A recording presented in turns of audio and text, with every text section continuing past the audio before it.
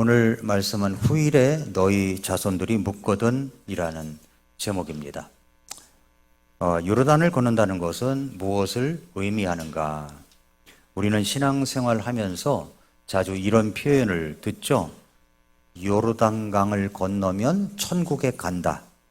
가나안은 영원한 안식의 땅이다. 찬송가 속에서도 이런 정서적 표현을 많이 접할 때가 있습니다. 며칠 후 요단강 건너가 만나리. 들어보셨어요? 예. 저 요단강 건너편에 찬란하게 빛난 집. 이렇게 보니까 많은 성도님들이 요르단강을 죽음으로 이해하고 가나안 땅을 천국으로 생각하는 경우가 많습니다. 그러나 성경을 자세히 보면은 그 의미는 다릅니다. 이스라엘이 가나안에 들어간 후에 그들은 쉬지 않았죠. 안식의 땅이 아니라 쉬지 않았죠. 오히려 전쟁을 시작했습니다. 오늘도 4만 명가량이 전쟁 채비를 하고 앞장섰다고 그랬잖아요. 여리고성을 정복해야 했고 또 여러 민족과 싸워야 했고 믿음의 싸움을 계속 싸워야 했습니다. 천국에는 전쟁이 없어요. 가나안은 전쟁이 있는데 천국에는 전쟁이 없습니다. 천국에는 패배도 없습니다. 천국에는 죄와 눈물도 없습니다. 그러므로 가나안은 단순히 죽은 후에 들어가는 천국의 그림이라기보다는 믿음으로 살아가는 새로운 단계의 모습을 보여준다라고 할 수가 있습니다.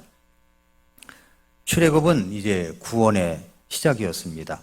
광야는 훈련의 시간이었습니다. 그리고 요르단은 결단의 순간이었다는 거예요. 요르단을 건넌다는 것은 삶이 끝난다는 의미가 아니라 오히려 진짜 믿음의 삶이 시작된다는 의미입니다.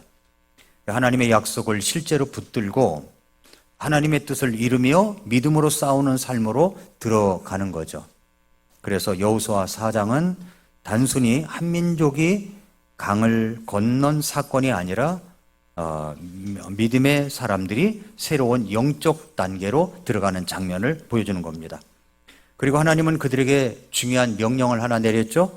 돌을 가져다가 기념비를 세우라 그랬습니다. 그리고 과거에 머물라는 명령이 아니라 이것은 앞으로의 삶을 준비하라는 명령이었습니다. 신앙은 어느 순간 이렇게 멈추는 여정이 아닙니다. 신앙은 계속 전진하는 여정입니다. 그리고 그 전진 속에서 우리 하나님이 행하신 일을 기억하며 믿음의 발걸음을 내딛어야 됩니다. 오늘 여호수아 4장의 말씀을 통해서 하나님께서 우리에게 주시는 이 믿음의 도전을 함께 붙들기를 원합니다. 자, 먼저 신앙은 기억될 때 살아있다는 거예요. 기억될 때 살아있다는 겁니다. 신앙은 단순히 한순간의 체험만으로 끝나는 것이 아닙니다. 우리는 때때로 하나님을 깊이 경험합니다. 기도 가운데 응답을 받고 고난 속에서 하나님의 손길을 느끼고 불가능이 열리는 순간을 보기도 합니다. 그런데 성경은 뭐라고 말씀하냐면은 신앙이라는 것은 체험, 경험만으로 유지되지 않는다는 겁니다. 신앙은 기억될 때 살아있습니다. 기억하는 것. 예. 기억되지 않는 은혜는 시간이 지나면 희미해지는 겁니다. 기억되지 않는 기적은 다음 세대에게 전해지지 않습니다. 그래서 하나님은 여호수아 4장에서 놀라운 명령을 하십니다. 이스라엘 백성들은 방금 이제 요르단강을 이제 건넜습니다. 그것은 인간의 힘으로 설명할 수 없는 하나님의 기적이었습니다. 이제 곧 가나안 전쟁이 시작될 것입니다. 군사적으로 보면은 전쟁 준비가 가장 시급한 순간이죠. 그런데 하나님은 전쟁 준비를 명령하지 않으시고 돌들을 가져다가 기념비를 세우라라고 하십니다. 왜 하나님은 기적 이후에 싸움을 준비하라고 하지 않으시고 먼저 기념비를 세우라고 하셨을까요? 그 이유는 하나님은 기적보다 기억을 중요하게 여기시기 때문에 그렇습니다. 기억하는 것. 신앙은 단지 오늘 은혜 받은 것으로 끝나는 것이 아닙니다. 신앙은 그 은혜를 기억하고 그 은혜를 전하고 그 은혜를 다음 세대에게 가르칠 때 비로소 살아 움직이는 신앙이 되는 겁니다. 그래서 하나님은 여호수아에게 이렇게 말씀하시죠. 후일에 너희 자손들이 묻거든 이렇게 말하라는 거예요. 단순한 예언이 아닙니다. 이것은 하나님의 신앙 교육 원리입니다. 다음 세대 질문 속에서 이것이 살아난다는 거죠. 그리고 그 질문에 대한 믿음의 대답 속에서 이어집니다. 오늘 우리는 이제 매우 중요한 어떤 시간 앞에 서 있습니다. 우리는 단순히 한 예배를 드리는 것이 아닙니다. 우리는 하나님께서 행하신 일들을 기억하는 예배, 그리고 그 기억을 다음 세대에게 남기는 예배를 지금 드리고 있는 겁니다. 오늘 여호수아 4장 말씀을 통해서 하나님께서 우리에게 주시는 도전을 함께 붙들기를 원합니다. 먼저 첫째로 다음 세대에게 모든 기회를 통해서 또 사건을 통해서 이스라엘 백성들은 가르쳤다는 거죠. 이스라엘 백성들에게 자기들에게 일어나는 모든 기회를 사용해서 사건이 일어난 것을 통해서 자녀들에게 가르쳤습니다. 이스라엘 민족은요, 그런 면에서 우리에게 천재적인 본을 보여주고 있는 민족입니다. 우리는 명절이 되면 연휴니까 오래간만에 늦잠을 잔다든가 아니면 여행을 간다든가 그러죠.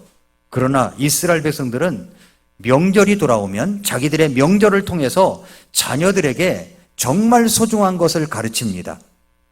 자녀들이 이제 명절이 돌아왔어요. 그럼 자녀들과 함께 장막절이라는 명절이 왔습니다. 그러면 아이들을 데리고 나가서 들판에다가 텐트를 칩니다. 천막을 쳐요.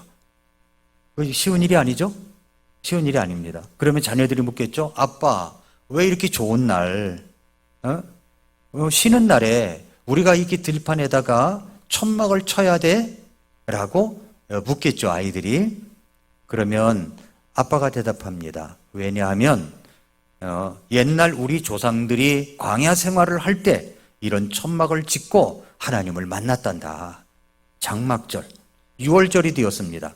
한밤중에 아이들을 깨워요. 자고 있는 아이들을 깨워보세요. 한밤중에 아이들이 얼마나 짜증을 냅니까? 그렇죠? 그런데 아빠 왜 잠을 깨워요? 라고 하면 그것은 말이야, 옛날 우리 믿음의 조상들이 6월절 날 이집트 땅을 떠날 때 급히 한밤중에 온 백성을 일깨워 허리띠를 띠고 하나님의 명령을 따라 자유를 얻기 위해서 이집트 땅을 떠났단다 가르치는 거예요. 해마다 6월절이 오면 그렇게 하는 거예요. 그렇게 그들은 모든 기회를 사용해서 가르친 겁니다. 모든 사건, 기회를 사용해서 가르칩니다. 여호수아 4장은 매우 중요한 장면을 보여주죠. 이스라엘 백성들은 마침내 요르단강을 건넜습니다. 이건 단순한 이동이 아닙니다. 그것은 믿음의 역사였습니다. 하나님의 능력이 드러난 사건이었습니다. 4장 1절을 보십시오. 온 백성이 완벽하게 요르단을 건너매 주께서 여호수아에게 말씀하여 이르시되, 자, 여기서 완벽하게 건넜다고 했습니다. 지난 시간에 말씀드렸었죠. 인구가 몇 명이라고요? 200만 명쯤 된다고 그랬잖아요. 200만 명이 어느 정도라고 그랬어요? 강동구, 송파구, 서초구, 강남구, 이 인구들을 전부 합쳐놓은 사람들입니다. 거기다가 가축들이 있어요. 자기 짐들이 있습니다. 이런 걸 거느리고 200만 명이 요르단강을 마른 땅처럼 밟고 건넜습니다. 어떻게 해요? 완벽하게 건넜습니다. 완벽하게. 그래서 이제 언약궤를 맨 제사장의 발이 요르단 물에 들어가자 놀랍게도 요르단강이 갈라졌습니다. 어린아이도 건넜고 노인도 건넜고 짐승도 건넜고 모든 공동체가 완벽하게 건넜습니다. 그러자 완벽하게 건너매 그 다음에 2절 3절을 보시면 너희는 백성 중에서 각 지파에서 한 사람씩 12사람을 데려다가 그들에게 명령하여 이르기를 너희는 여기 요르단 한가운데 곧 제사장들의 발이 굳게 선 곳에서 12개의 돌을 취하고 그것들을 가져다가 이 밤에 너희 묵을 곳, 즉 묻는 장소에 두라 하라 하시니, 하나님은 그 기적을 그냥 지나치게 하신 것이 아닙니다. 하나님은 기적을 기념하게 하셨어요. 기념. 이스라엘 백성들은 요르단강 한가운데 들어가 돌을 가져옵니다. 그 돌은 그저 길가에 있는 돌이 아닙니다. 그것은 물이 갈라진 자리에서 가져온 돌이에요. 그것은 하나님의 능력이 역사하신 자리에서 가져온 돌입니다. 그래서 그 돌은 단순한 돌이 아니었죠. 그 돌은 하나님의 능력입니다. 하나님의 은혜의 기록입니다. 믿음의 역사죠. 4장 5절 보면은 너희는 주 너희 하나님의 교회 앞에서 요르단 한가운데로 건너가 이스라엘 자손들 지파 수에 따라 각 사람이 돌 한 개씩을 취해 어깨에 매라. 어깨에 맵니다. 예, 가벼운 돌이 아니죠. 어깨에 맬 정도로 무거운 돌입니다. 여러분, 믿음이라고 하는 것은요, 짐을 지는 거예요. 믿음이란 짐을 지는 겁니다. 믿음이라는 것은 수고를 감당하는 것입니다. 그러나 그 수고는 다음 세대를 향한 수고였습니다. 6절에 이것이 너희 가운데서 표적이 되리라. 이후에 너희 자손들이 자기 아버지들에게 물어 이르되 이 돌들이 무엇을 뜻하나이까 하거든. 이 12개의 돌이 무엇을 뜻합니까? 라고 묻거든 하면서 말씀하시는데, 하나님은 신앙 교육의 방법을 보여주신 겁니다. 하나님은 신앙을 추상적으로 가르치지 않으셨습니다. 하나님은 신앙을 사건을 통해서 가르치신 겁니다. 사건을 통해서. 홍해 사건, 광야 사건, 요르단 사건, 이스라엘의 역사는요, 모두 신앙 교육의 교재였어요. 교재. 그리고 그 교재는 책 속에서만 있는 것이 아니라 삶 속에 세워진 기념비였습니다. 4장 7절을 보면 이 돌들이 이스라엘 자손에게 영원토록 기념물이 되리라. 어떻게 해요? 영원토록 기념물이 되리라. 여러분, 하나님은 기억을 구조화하십니다. 신앙이 흐릿해지지 않도록 기념비를 세우게 하십니다. 그래서 여호수아는 또 다른 돌을 세우죠. 9절에 또 여호수아가 요르단 한가운데 곧 언약궤를 맨 제사장들의 발이 선 곳에 12개의 돌을 세웠어요. 그것이 이날까지 거기 있다고 그랬습니다. 한 곳은 강 가운데, 한 곳은 길갈에 2개의 기념비가 세워진 것입니다. 왜 그렇습니까? 하나님은 우리의 신앙이 잊혀지지 않기를 원하시기 때문에 그런 겁니다. 성도 여러분, 신앙은 삶 속에서 가르쳐야 되는 겁니다. 눈물 속에서, 기도 속에서, 헌신 속에서, 순종하는 것을 통해서, 사건 속에서 가르쳐야 되는 겁니다. 그래야 다음 세대는 그 사건을 통해서 주님의 메시지를 받고 하나님을 만나게 되는 겁니다. 여호수아는 길갈에 돈을 세운 후에 이렇게 말합니다. 4장 20절, 22절 보면은 여호수아가 그들이 요르단에서 취한 그 12개의 돌을 길갈에 세우고 이스라엘 자손에게 말하여 이르되 이후에 너희 자손들이 자기 아버지들에게 물어 이르되 이 돌들이 무엇을 뜻하나이까 하거든 너희는 너희 자손들에게 알려주며 이르기를 이스라엘이 마른 땅을 밟고 이 요르단을 지나갔느니라. 이 얘기만 나오면 스토리가 나올 거 아닙니까? 그러니까 신앙은요 설명으로만 전달되지 않습니다. 신앙은 사건으로 전달되는 거예요. 사건으로. 여러분의 삶 속에 하나님이 행하신 일이 있습니다. 있으면은 기도하다가 응답받은 사건, 믿음으로 결단한 사건, 복음을 전하다가 구원 얻은 사건, 그 사건이 다음 세대의 교과서가 되는 겁니다. 23절을 보시면 주 너희 하나님께서 홍해에 행하신 것 같이, 즉 우리가 지나갈 때까지 그분께서 홍해를 우리 앞에서 바싹 마르게 하신 것 같이 주 너희 하나님께서 너희가 건널 때까지 요르단의 물들을 너희 앞에서 바싹 마르게 하셨나니, 하나님은 과거의 사건과 현재의 사건을 연결하십니다. 그러니까 홍해와 요르단 두 사건은 한 하나님이 행하신 거예요. 그래서 신앙은 끊어지지 않습니다. 신앙은 이어집니다. 그리고서 이제 마지막으로 24절 보니까 이것은 땅의 모든 백성들이 주의 손이 강력하다는 것을 알게 하려 하시며 또 너희가 주 너희 하나님을 영원토록 두려워하게 하려 함이라. 여러분, 어떤 사건의 신앙의 목적이 뭡니까? 하나님의 능력을 알게 하는 겁니다. 사건을 통해서 하나님의 능력을 알게 하는 거예요. 하나님을 두려워하게 만드는 겁니다. 여러분, 오늘 우리는 자녀들에게 무엇을 보여주고 있습니까? 믿음의 사건이 있나요? 믿음의 사건? 기도의 사건이 있습니까? 구원의 사건이 있습니까? 사건이 없는 신앙은 전달되지 않아요. 기념비가 없는 신앙은 기억되지 않아요. 그리고 기억되지 않는 신앙은 다음 세대로 이어지지 않습니다. 여러분, 사건을 통해서 모든 기회를 통해서 가르쳐야 되는 거죠. 자, 우리 교회가 이제 이곳에서 마지막 엔딩 예배를 드리고 있습니다. 이제 그곳에 가서 2층에 있는 어린이 원장님을 제가 만났어요. 그래서 어린이 원장님을 찾아가 보니까 아주 젊더라고요. 이렇게 젊어요. 제가 60대니까 뭐 40대도 젊게 보이고 50대도 젊게 보이잖아요. 네. 젊고 예쁜 원장님이 계셨는데 바로 근처에 교회 다니신대요.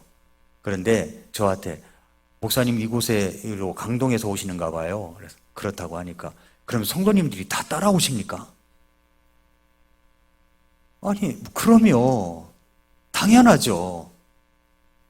맞습니까? 그런 거 아니에요? 당연히. 그런데 이런 사건들 우리가 이곳에서 예배당에 계속 안주하고 있는 게 아니라 이전을 통해서 아이들이 아빠, 엄마, 우리 교회는 왜 이렇게 옮기는 거야? 라고 물을 때 이게 이스라엘 교육 방법을 여기서 지금 해야 되는 겁니다. 연습을 하세요. 아이들이 물으라고 하고 하세요. 아이들 지금 듣고 있지만 그러면 말해주는 거죠. 말해주는 거죠. 뭐라고 말해줘야 됩니까? 여러분, 이 예배당을 통해서 우리 교회는 눈물의 기도가 있었고 구원의 기쁨도 있었고 헌신의 결단도 있었고 세계선교의 후원이 계속되었고 하나님의 공급과 인도가 있었습니다. 이것은 단순한 건물이 아니에요. 세입자 교회가 이런 예배당을 갖추고 있는 교회가 대한민국에 있습니까? 한 교회도 없다고 저는 생각이 들어요. 우리 교회가 대표적입니다.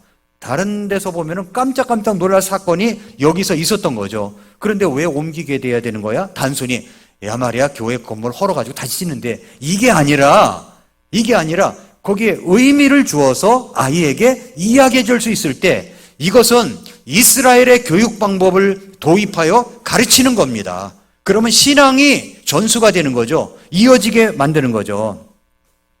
그래서 우리는 하나님이 우리를 여기까지 인도하셨고 이제는 더 큰 사명을 위해 부르셨다고 말해야 되는 겁니다.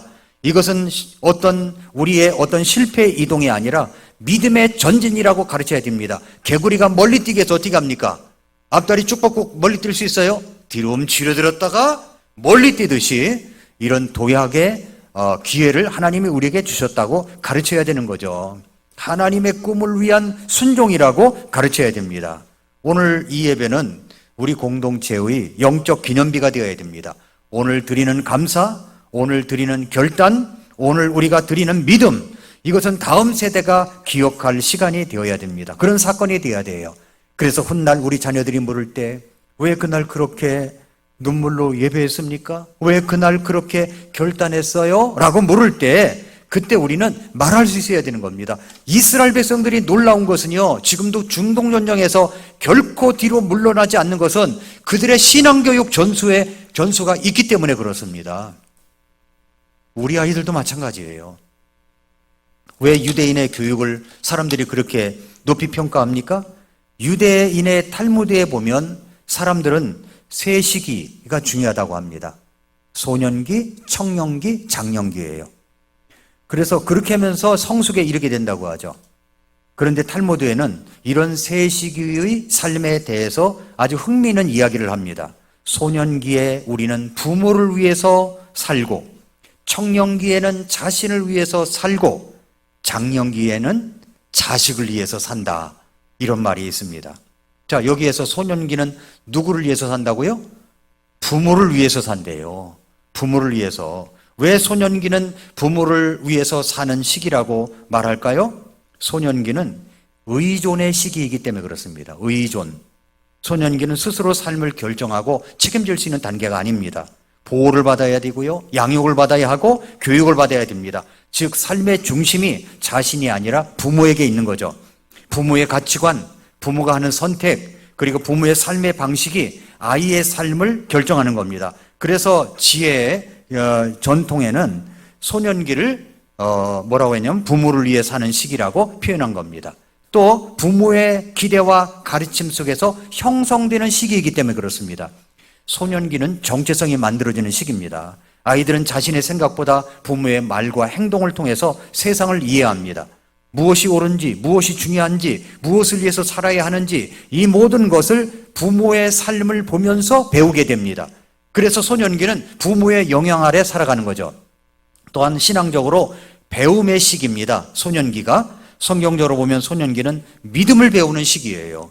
신명기 6장을 보면 부모가 자녀에게 말씀을 계속 가르치라고 그랬죠. 집에 앉았을 때, 길을 갈 때, 누울 때, 일어날 때 가르치라고 했습니다. 소년기의 삶이 부모의 신앙 교육에 속해 있다는 뜻입니다. 즉 소년기는 신앙의 토대를 놓는 시기예요. 소년기는 자기 삶을 주장하는 시기가 아니라 삶의 기초를 놓는 시기입니다. 그래서 부모의 신앙이 중요한 것이고 부모의 태도가 중요한 것이고 부모가 정직하게 하나님 앞에 드리는 삶, 부모가 정말 하나님 앞에 진실되게 헌신하는 삶, 이 삶을 보여줘야 우리의 신앙 교육 전수가 이루어질 수가 있는 겁니다. 그런데 그래서 우리는 이스라엘 유대인식 교육을 좋아하잖아요. 사람들이 유대인식 교육을 높이 평가하는 이유가 있습니다. 왜 그러냐면 정체성을 분명히 세우는 교육이기 때문에 그렇습니다. 유대인 교육의 큰 특징은 나는 누구인가를 분명히 가르친다는 겁니다. 어릴 때부터 자신이 하나님의 백성이라는 정체성, 역사와 전통 속에 있는 의식, 공동체의 사명을 배우게 됩니다. 그래서 환경이 바뀌어도 나라가 없어져도 정체성을 잃지 않는 것이 유대인입니다. 또한 가정중심 교육이 강화되기 때문에 그렇습니다. 유대인 교육은요, 학교 교육보다 가정에서 시작돼요. 식탁에서, 밥상머리에서 교육이 시작이 됩니다. 명절이 교육의 현장이 되고 부모의 삶 자체가 교과서입니다. 교육이 일상 속에 있습니다. 그래서 배움이 행사나 프로그램이 아니라 삶의 방식이 되어야 된다는 거죠. 질문과 토론을 강조하기 때문입니다. 유대인 교육은 일방적으로 주입하지 않아요. 아이들에게 끊임없이 질문하게 합니다. 왜 그렇게 믿는가? 왜 그렇게 살아야 하는가? 아빠 이게 무슨 뜻이야? 왜 돌들 기념비가 있어? 묻게 하는 거죠. 그걸 통해서 가르치는 겁니다. 또 반복과 전통의 힘을 사용하기 때문입니다. 유대인 교육은요, 한 번 가르치고 끝나지 않아요. 명절, 의식, 암송, 공동체 모임 계속 반복합니다. 반복해요. 그래서 신앙과 가치가 세대를 넘어 이어지는 거죠. 또 삶의 목적을 분명히 하기 때문에 그렇습니다. 유대인 교육은요, 단순히 성공을 목표로 하지 않아요. 하나님 앞에서 사는 삶, 공동체를 위한 삶, 다음 세대를 세우는 삶, 이런 목적을 분명히 가르칩니다. 그래서 삶의 방향이 흔들리지 않는 겁니다. 유대인 교육이 강한 이유는 방법이 특별해서가 아닙니다. 가치를 분명히 했기 때문에 그렇습니다. 가치를. 무엇을 남길 것인가? 무엇을 전할 것인가? 이 질문을 붙들고 교육했기 때문입니다. 여호수아 4장의 기념비도 바로 같은 원리를 보여주고 있습니다. 영국의 역사학자인 아놀드 토인비가 유대민족의 역사에 대해서 여러 저술과 강연마다 이런 이야기를 했던 적이 있어요. 유대민족의 생존은 세계사에서 하나의 독특한 현상이며 역사적 경이이다 라고 했습니다. 세계사에 있어서 유대인들만큼 환난과 핍박을 겪었던 민족이 있을까요? 얼마나 많은 핍박이 있었습니까? 그 인구가 지금 얼마예요? 1,500만 밖에 안 돼요. 그런데 유태인 학살, 독일 나치, 히틀러에 의해서 600만 명이 희생됐습니다. 이런 민족이 있었습니까? 얼마나 많은, 이 잔인할 정도로 역경에 시달려 왔습니까? 이런 얄궂은 운명과 역사적인 비극에도 불구하고 끈질기게 버티면서 자기들 자녀들을요 훌륭하게 길러내고 지금도 전 세계에 영향을 미치는 인물들이 수두룩합니다. 이스라엘 인구는 전 세계 인구의 0.2%밖에 안 됩니다. 1,500만 명 정도. 그런데도 노벨상 수상자가 전체 수상자의 20%예요. 물리학, 화학, 의학, 경제학 같은 지적 분야에서 탁월하게 놓습니다. 이 사실은 유대인의 교육 문화가 직접 탐구와 연구 능력을 키우는데 영향을 주었기 때문에 그렇습니다. 한번 생각해 보세요. 어떻게 교육했길래 그렇게 했냐고요. 어떻게 교육을 했길래 그런 아이들이 나오고 그런 청년들이 성장을 해서 나타나느냐 이 말입니다. 세계 경제, 투자, 기술 분야에서 영향력을 가진 유대계 인물들 들으시면 알 거예요. 워런 버핏. 어떤 사람이 그렇게 이야기하더라고요. AI가 말한 것에 투자를 할 거냐? 워런 버핏이 말한 것을 투자를 할 거냐? 그랬더니 뭐라 그러냐면은 워런 버핏이 AI를 통해서 말할 때 더 투자하겠다. 이렇게 이야기하는 사람도 있어요.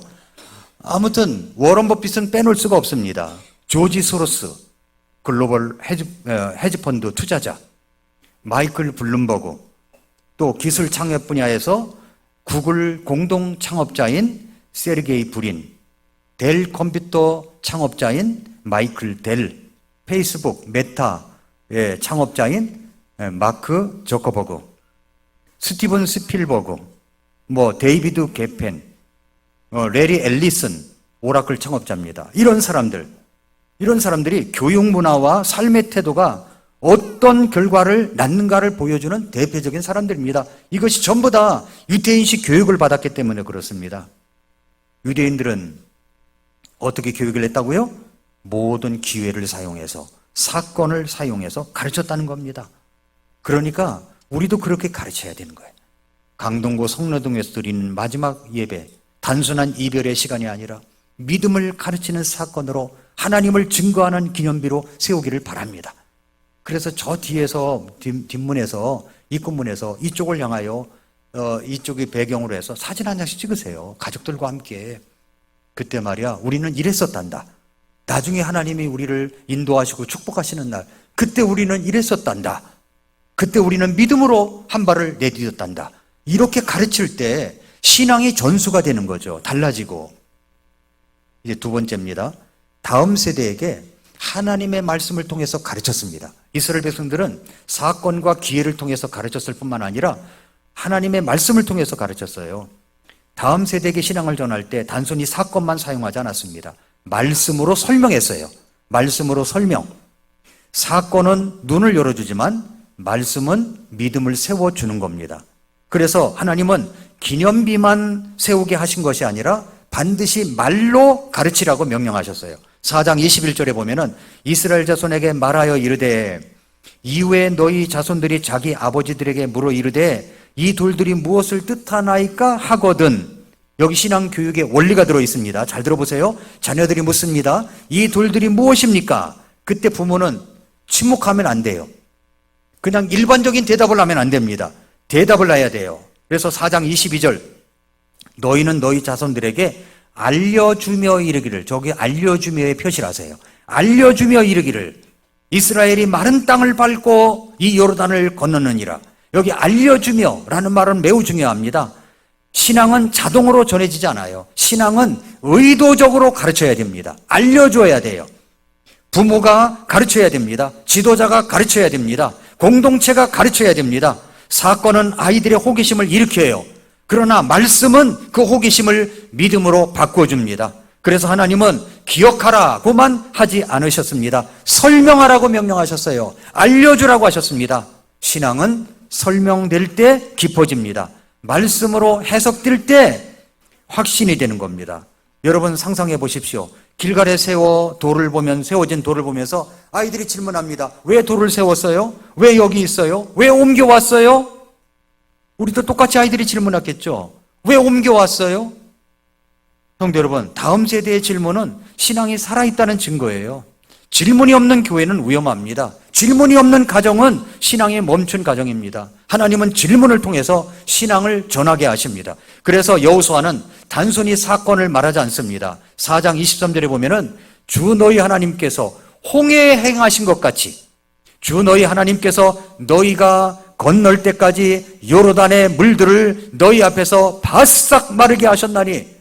그러니까 여호수아는 요르단 사건만 이야기하잖아요. 홍해 사건을 함께 끌어냅니다. 왜 그렇습니까? 신앙은 단절된 경험이 아니라 말씀 안에서 이어지는 역사이기 때문에 그렇습니다.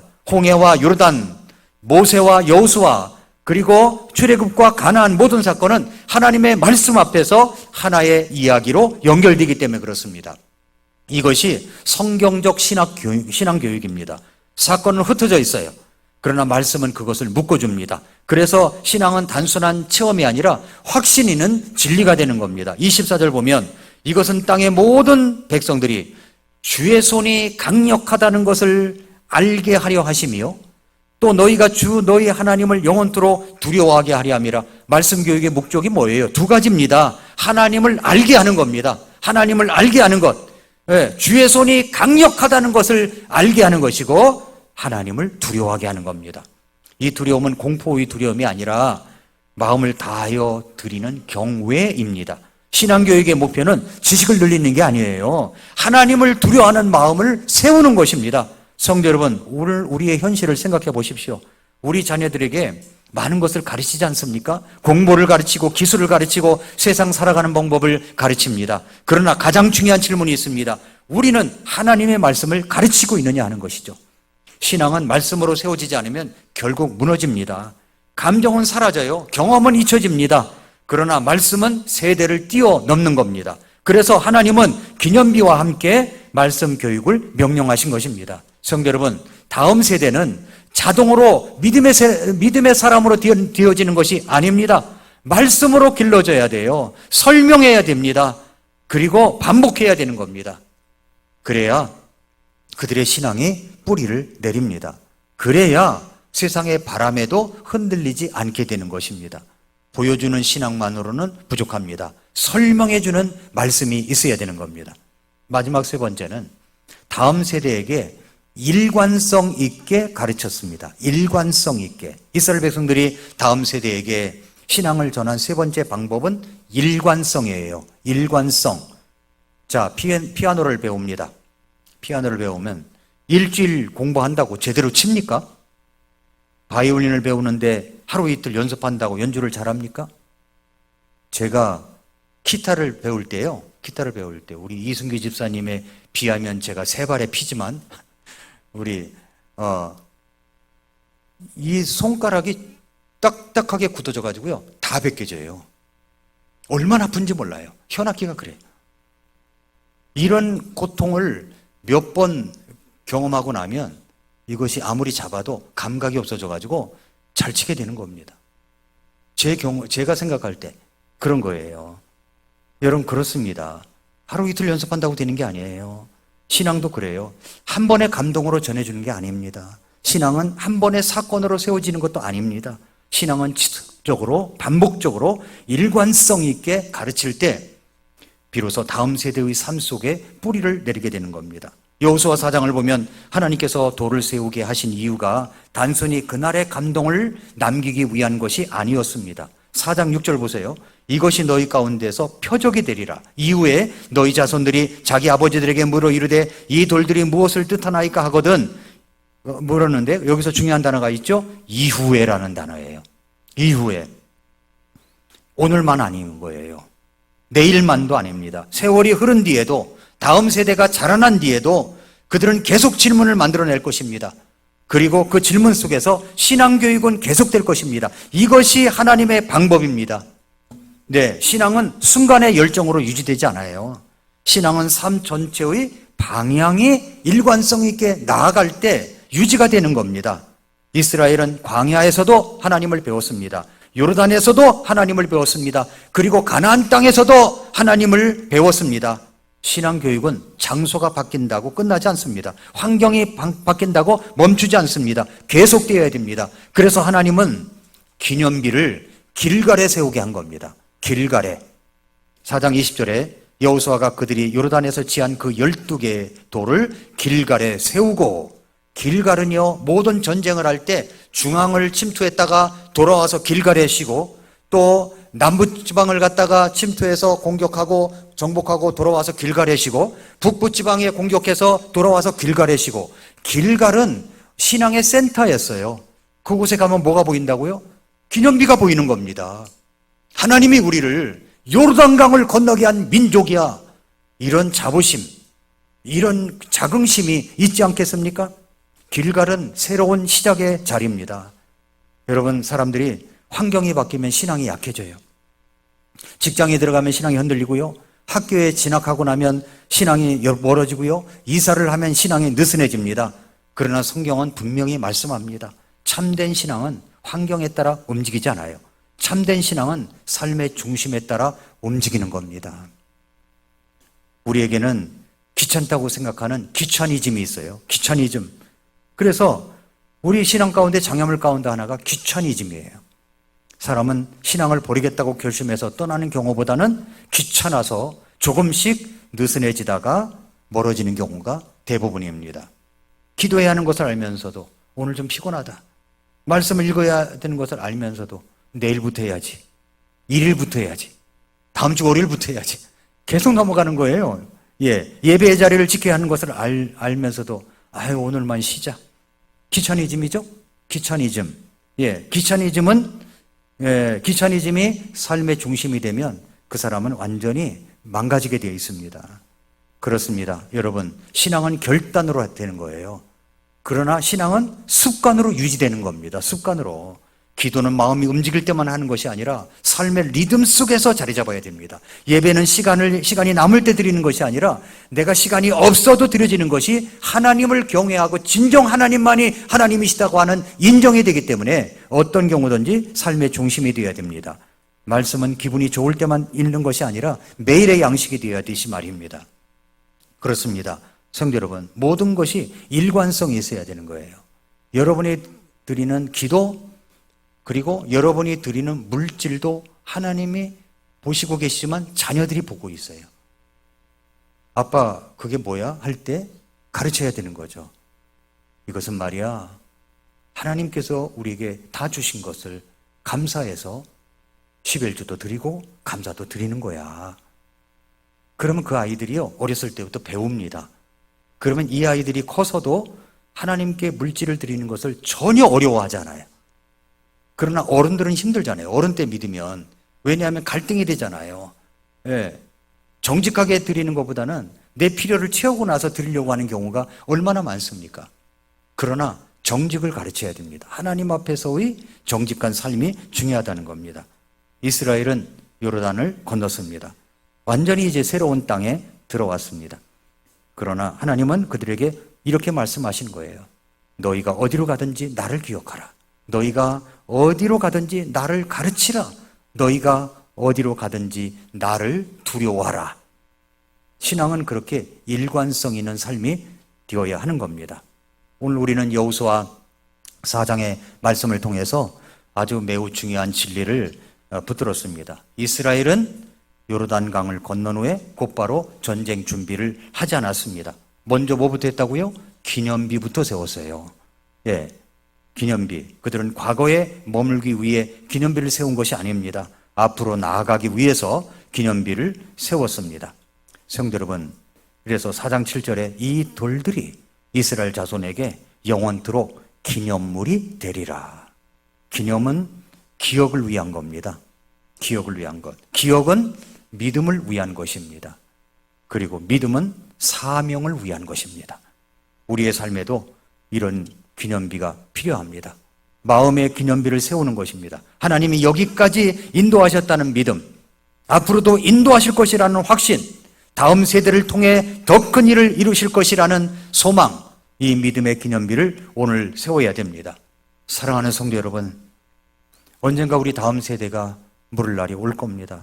하나님은 우리 교회에 무엇을 하셨나요? 그때 우리는 분명히 말할 수 있어야 됩니다.